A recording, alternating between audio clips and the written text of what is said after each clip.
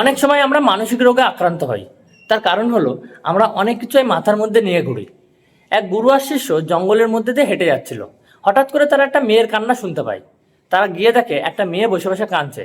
তারা জিজ্ঞাসা করে, মা তুমি কাঁদছো কেন? তখন মেয়েটি বলল, আমি এই জঙ্গলের মধ্যে কাঠ কাটতে এসেছিলাম, আর আমার সঙ্গীরা আমাকে না নিয়েই এই নদী পার হয়ে চলে গেছে, আর এখন আমি এই নদী পার হতে পারছি না। তখন গুরু সেই মেয়েটিকে কাঁধে তুলে নিলেন এবং নদী পার করে দিয়ে আসলেন। পরের দিন গুরু দেখলো তার শিষ্য যেন মনমরা হয়ে আছে, অন্যমনস্ক হয়ে আছে। তো গুরু তার শিষ্যকে জিজ্ঞাসা করলো, কিরে তোর কি হয়েছে? তখন শিষ্য বলল, গুরু আপনি তো বলেন কোনো মেয়ের ধারের কাছে যাওয়াও হলো পাপ, তাহলে আপনি কাল ওই মেয়েটাকে ঘাড়ে তুলে নিয়ে নদী পার করে দিলেন কেন? তখন গুরু বলল, আমি তো তাকে কাঁধে তুলে নিয়ে গিয়ে নামিয়েও দিয়েছি, কিন্তু তুই তো মাথার মধ্যে নিয়ে ঘুরছিস। আসলে আমরা অনেক কিছু ভালো খারাপ সবাই মাথার মধ্যে নিয়ে ঘুরি, আর একটা সময় পরে আমরা মানসিক রোগী হয়ে পড়ি। তাই সবকিছুই মাথার মধ্যে রাখবেন না, মাথার থেকে ঝেড়ে ফেলাটাই হলো বুদ্ধিমানের কাজ।